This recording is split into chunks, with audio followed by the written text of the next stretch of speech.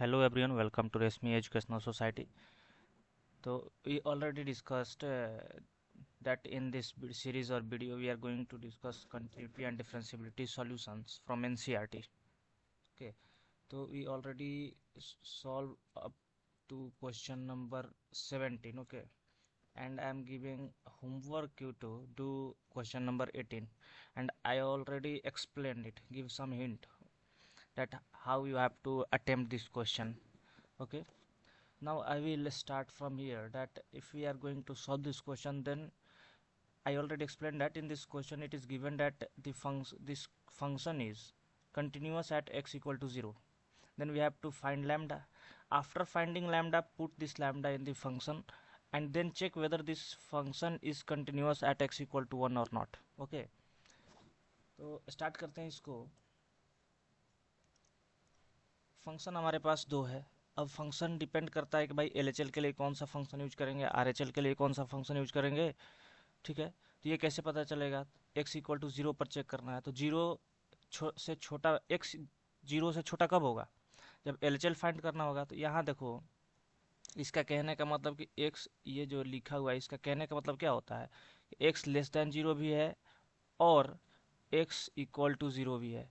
तो जब less than zero वाला बात आएगा, यहाँ से हम किसके लिए यूज करेंगे, एल के लिए. और इक्वल टू ज़ीरो तो जब हम एफ ऑफ जीरो फाइंड करेंगे, यानी कि एल के लिए हम इस फंक्शन का यूज करेंगे और एफ ऑफ जीरो के लिए भी इसी फंक्शन का यूज करेंगे और इसका यूज करेंगे आर फाइंड करने के लिए. क्लियर है.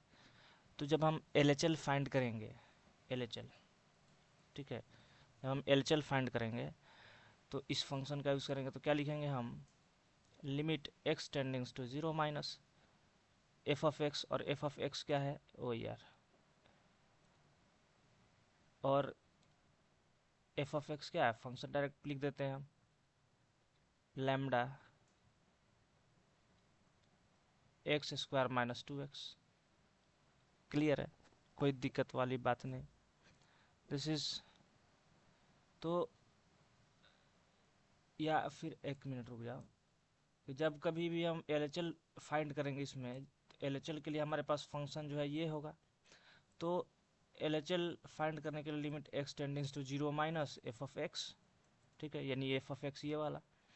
अब आ जाएगा कि एच को टेंस टू जीरो कर देंगे, एल करना है तो F of zero minus H. सही है. अब जहाँ जहाँ एक्स है वहाँ जीरो माइनस एच कर दो, या तो जीरो माइनस एच क्या हो जाएगा, माइनस एच. यानी कि limit h tendings to zero f of minus h. अब जहाँ जहाँ एक्स है then at that place we have to put minus h. तो limit h tendings to zero minus h कर देंगे, तो h square plus two h हो जाएगा. सही है. अब एच की जगह जीरो पुट कर दो, तो when you put zero then it become zero also and it is also zero. तो ये पूरा जीरो हो गया, यानी एल हमारा टोटली जीरो हो गया. सही है, एल हमारा जीरो आ गया. अब हम आते हैं आर के पास. और ये गिवन है कि function is continuous at x equal to zero. ठीक है, तो कंटिन्यूअस है तो कंटिन्यूटी का क्या होता है रूल, की L is equal to R is equal to F of, यहाँ जीरो की बात रही तो जीरो. तो एटलीस्ट हम ये एल आर फाइंड कर ले, दोनों को इक्वेट कर दे, तो हमें लैम्डा मिल जाएगा यहाँ से.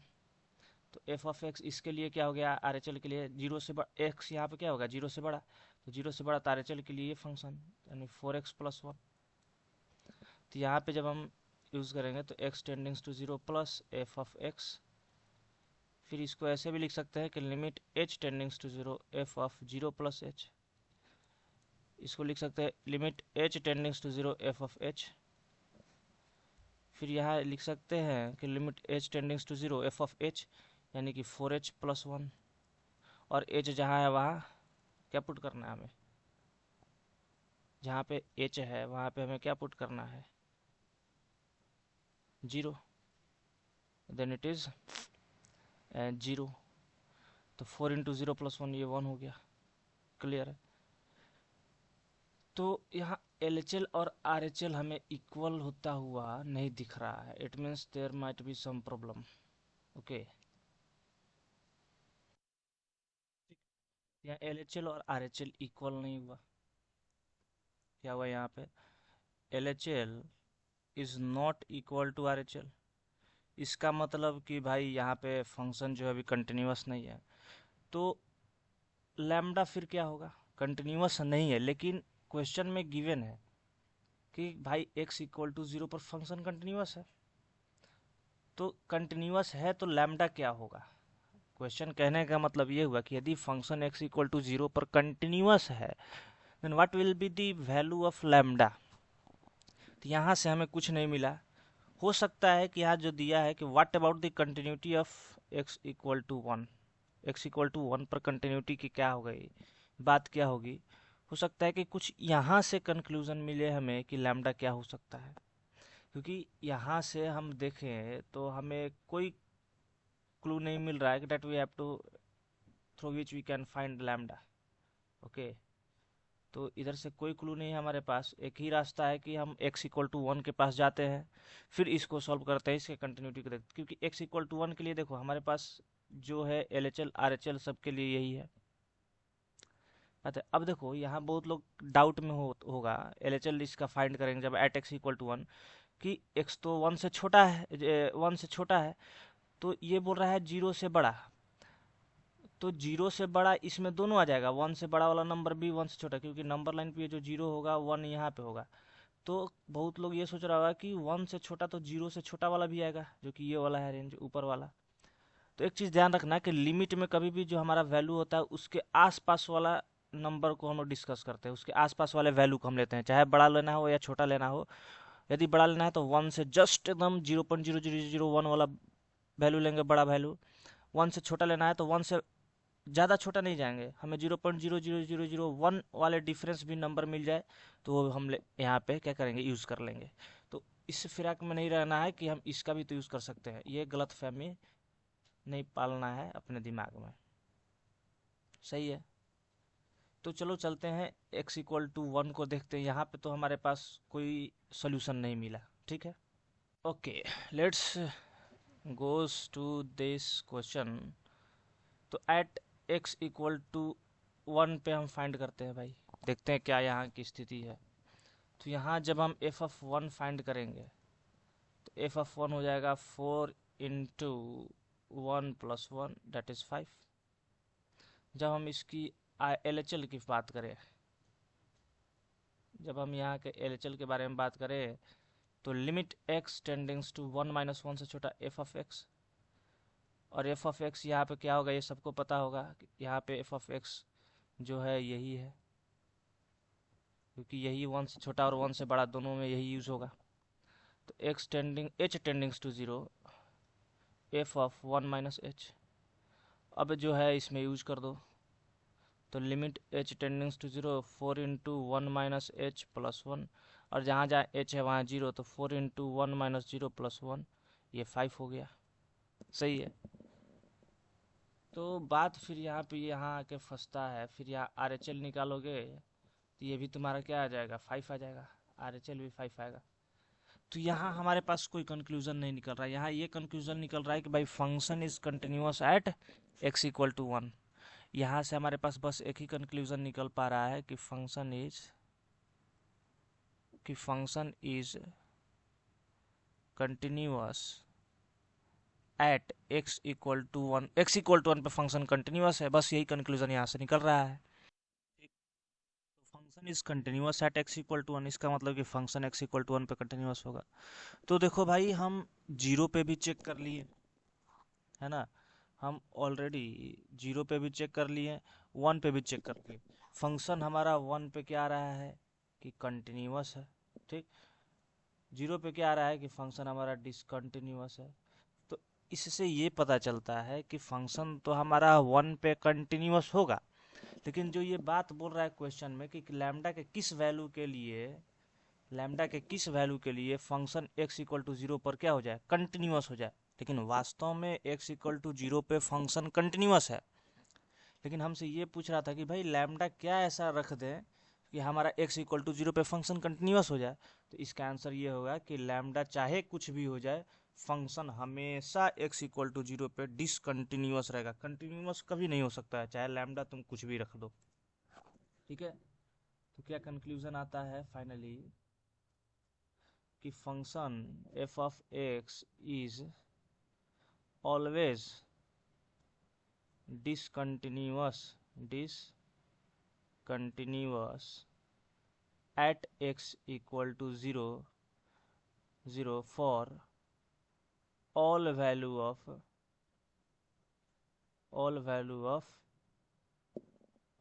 लैम्डा या for any value of lambda. ठीक है, for any value of lambda, for all बोल दो या फिर एनी वैल्यू ऑफ लैम्डा, चाहे लैम्डा कुछ भी हो जाए, फंक्शन हमेशा डिसकंटिन्यूअस ही रहेगा। कंटिन्यूअस कभी भी फंक्शन इस जीरो पे कंटिन्यूअस नहीं हो सकता है। क्लियर है? तो ठीक ठाक क्वेश्चन था, अंडरस्टैंड मतलब कि इसको अंडरस्टैंड करने वाला, समझ के सोच के बनाने वाला क्वेश्चन था। ठीक है, कॉन्सेप्ट इसमें ज़्यादा था, लॉजिक। ठीक है, तो it will take a lots of time. तो क्योंकि यदि क्वेश्चन एक्सप्लेन कर दे तो तुम उस टाइप के कॉन्सेप्ट वाले क्वेश्चन को इजीली कर लोगे, जैसे हम पीछे स्किप करके आए। लेकिन हम सिर्फ और सिर्फ आंसर छापते जाए यहाँ पे, तुम्हें बनाते जाए, then it is not a good studies. ठीक है, ये गुड टीचिंग स्टाइल नहीं है, it is not useful for you, helpful for you. Okay, तो क्या फ़ायदा कि यदि क्वेश्चन बनाया उस टाइप का क्वेश्चन आ जाए फिर हमसे बने ही नहीं, तो ऐसे पढ़ाई का कोई फ़ायदा नहीं है। वैसा पढ़ो कि एक टाइप का क्वेश्चन यदि पढ़ लिए, then it will be set in your mind for a long time. Okay, देखो question 19 number, so that the function defined by g of g x is equal to x minus greatest integer of x is discontinuous at all integral point. Show करना है कि ये जो function है वो discontinuous होगा सारे इंटीग्रल पॉइंट पे। Here x denotes the greatest integer less than और इक्वल टू एक्स। ठीक है, तो काफ़ी इंटरेस्टिंग क्वेश्चन है। यहाँ पे हमारे पास जो फंक्शन है जी ऑफ एक्स, वो क्या है, x minus greatest integer of x. ठीक है, first understand the concept of greatest integer function. Okay, this greatest integer function, okay, what do you mean by greatest integer function? Okay, तो ये हमारा graph है, ये जीरो हो गया, एक minute, this is 0 1 2 3 4 and so on. This is -1 -2 -3 -4 and so on. Here 1 2 3, इधर -1 -2 -3 -4, this है। ओके, तो ग्रेटेस्ट इंटीजर फंक्शन क्या बोलता है कि कोई भी पॉइंट वाला नंबर हो, ये लाइन क्या शो कर रहा है, दिस लाइन शोज दैट कि यदि कोई भी नंबर जीरो को इंक्लूड करके वन से पहले, ये इसका मतलब क्या हो गया, कोई भी नंबर लाइन है, ये वन हो गया, इधर टू हो गया, और इस तरीके से है, इसका मतलब होता है कि वन को इंक्लूड करना है, टू को इंक्लूड नहीं करना है, इस तरीके का कुछ रेंज। समझ में आ रहा है? इस तरीके का, तो ये चीज़ यहाँ बोला जा रहा है। ओके, बात समझ में आ गई? तो जीरो से वन के बीच में जब कभी भी कोई नंबर हो और वन इंक्लूड नहीं हो तो उसका ग्रेटेस्ट इंटीजर पूछे तो जीरो होगा। उसी तरीके से वन से टू के बीच में, लेकिन टू इंक्लूड नहीं होना चाहिए, तो उसका ग्रेटेस्ट इंटीजर बोले। जैसे कि इसका एक एग्जांपल लेते हैं, जीरो से वन, यदि 0.5 है और इसका ग्रेटेस्ट इंटीजर बोले तो इसका जीरो हो जाएगा, क्योंकि जीरो से वन के बीच में और वन इंक्लूड नहीं है। 1.5 है, इसका क्या हो जाएगा, वन हो जाएगा, क्योंकि वन से ये टू के बीच में है। 1.9 है, इसका ग्रेटेस्ट इंटीजर वन हो जाएगा, ग्रेटेस्ट इंटीजर वन हो जाएगा, क्योंकि वन से लेकर के टू के बीच में है, टू इंक्लूड नहीं है इधर में। यदि 2.8 हो जाए तो इसका ग्रेटेस्ट इंटीजर टू हो जाएगा। बात समझ में आ रहा है?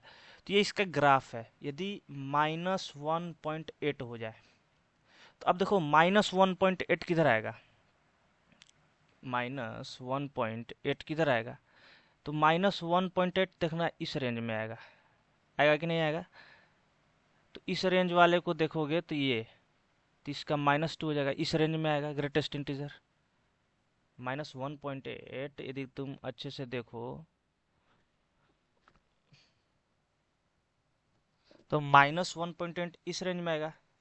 यहाँ टू है इंक्लूड, ये ओपन है।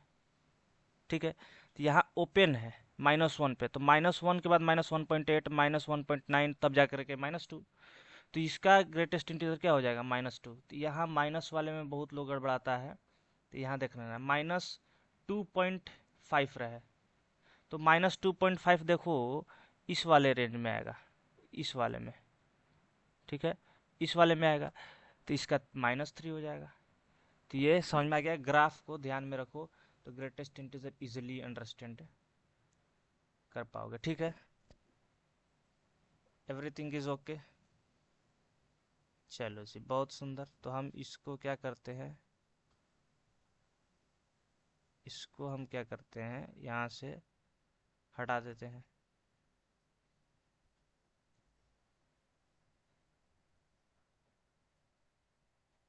ओके, अब आते हैं अपने ग्रेटेस्ट इंटीजर पे।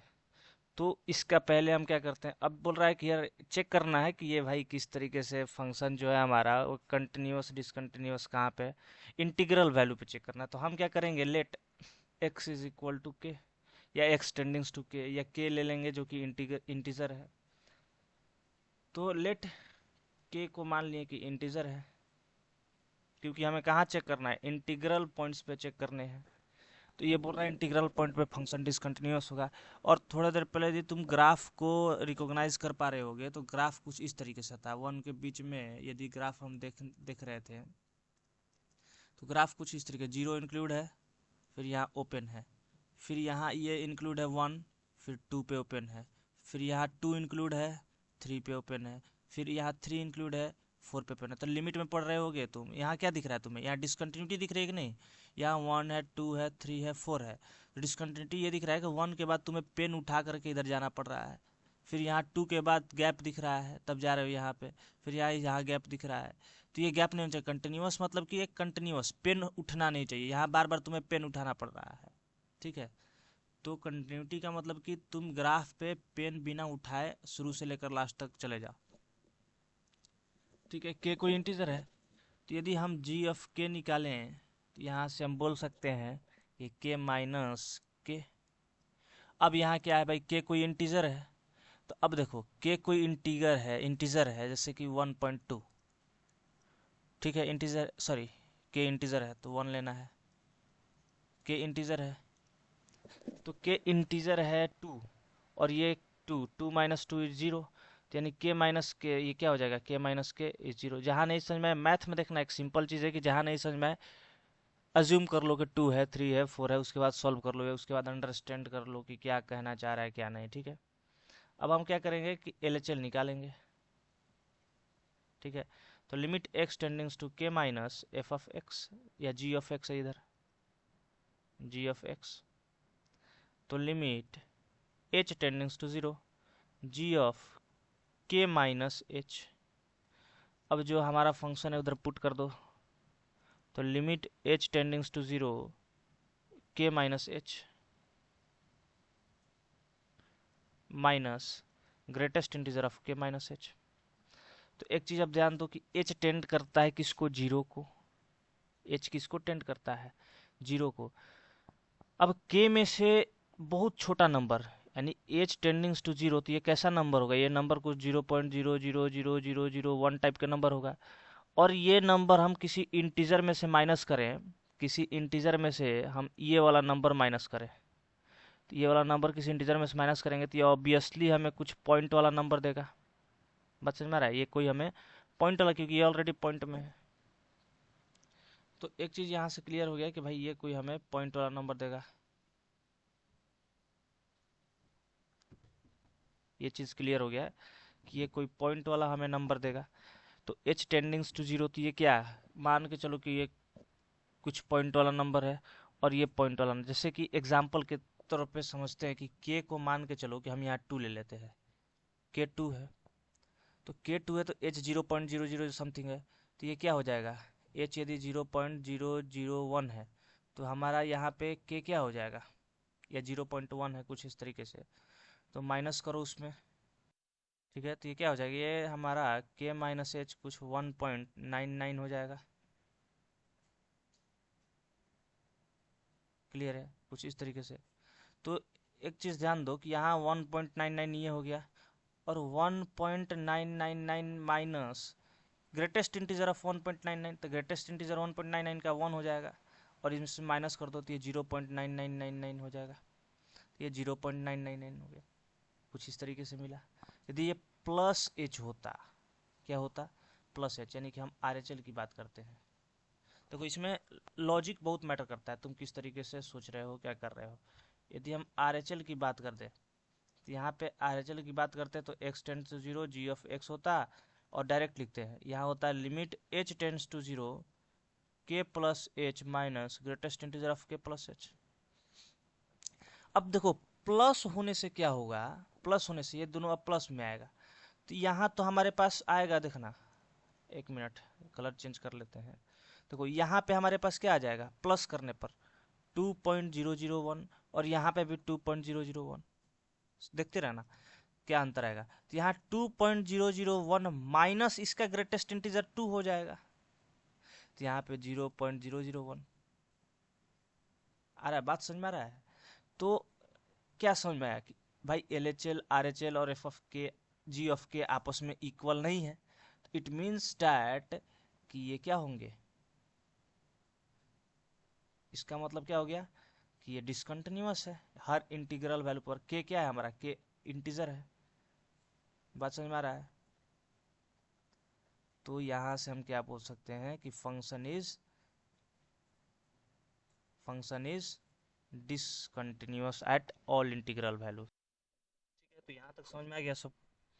अब भाई इसको लिखेंगे कैसे, सबसे मेन बात ये, तो एक चीज़ समझो, तो अभी हम एग्जाम्पल से देखे थे टू का एग्जाम्पल लिए थे जो, तो समझने की कोशिश करना कि यदि एक k माइनस एच है, और एक चीज़ सबको पता है कि ये मान के चलो कि कोई ग्रेटेस्ट इंटीजर है हमारे पास x, तो उसका रेंज क्या होता है, जैसे x equal to greatest integer 2 है, जैसे ग्राफ में देख रहे थे, यदि ग्रेटेस्ट इंटीजर 2 हो रहा था या 2.2 हो रहा था, सॉरी ग्रेटेस्ट इंटीजर का वैल्यू यदि 2 है, तो उसका रेंज क्या हो सकता है, उसका रेंज होता है कि x कहाँ से कहाँ तक लाई कर सकता है, 2 से लेकर के 3, जहाँ में 3 इंक्लूड नहीं है, या फिर ऐसे बोल सकते हैं 2 से 3, यहाँ 2 इंक्लूड है, 3 इंक्लूड नहीं है।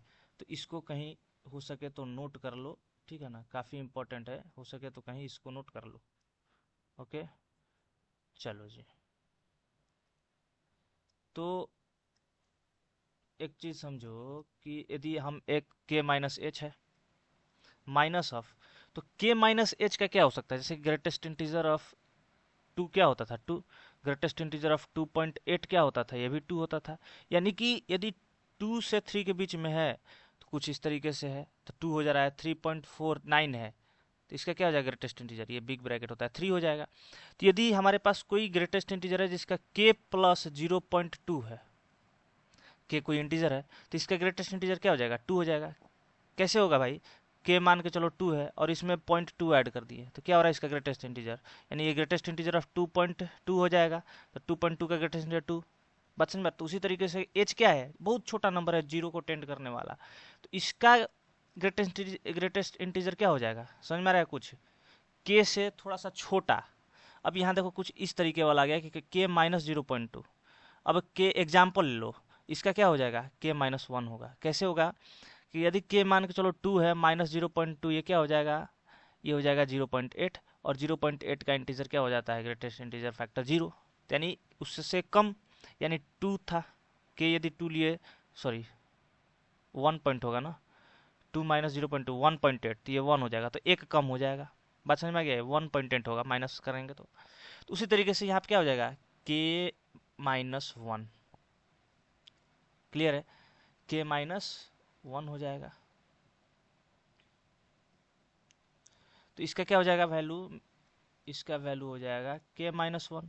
तो यहाँ पे हम लिख सकते हैं limit h tendings to 0 k minus h minus of k minus 1, ठीक है। तो यहाँ यदि सॉल्व करोगे तुम इसको, तो k माइनस h को 0 पुट कर दो, और ये ब्रैकेट ओपन करोगे तो माइनस k प्लस 1, अब देखो k कट गया, तो यहाँ पे प्लस 1 बच गया, तो LHL आ गया प्लस 1। सेम उसी तरीके से RHL को भी सॉल्व करेंगे, तो देखो यहाँ पे क्या है, यहाँ पे तो ये होगा कि limit h tendings to 0 k plus h, अब देखो माइनस यहाँ पे क्या होगा कि ये k से k में 0.022 ऐड कर दिए, k में बहुत छोटा नंबर ऐड किया है, तो फिर उसका तो k ही रह जाएगा, बात समझ में आ रहा है उसका, तो फिर के ही रह जाएगा।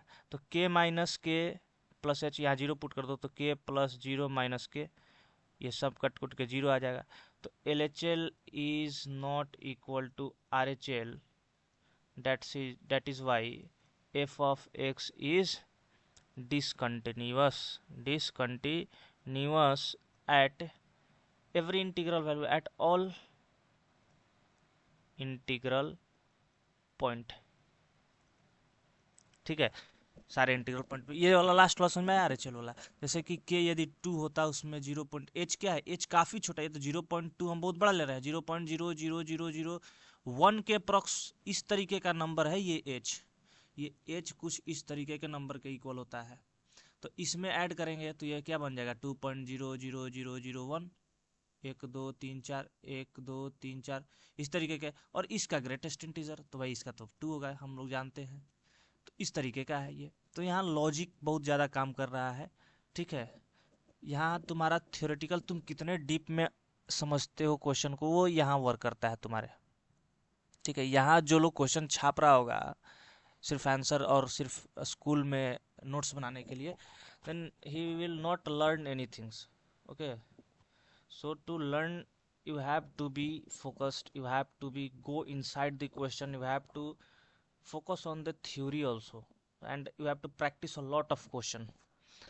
Okay, so now we are going to end this video because it is too long, and from next question number 20 तो देख लेते हैं, is function defined by this continuous at x equal to pi. हमें check करना है continuity at x equal to pi पर, x equal to pi पर हमें कंटिन्यूटी चेक करना है इस फंक्शन के लिए। तो ये तुम ट्राई करना, ये तुम्हारे लिए एच डब्ल्यू रहा। We will discuss it this question in the next part. Okay, thank you.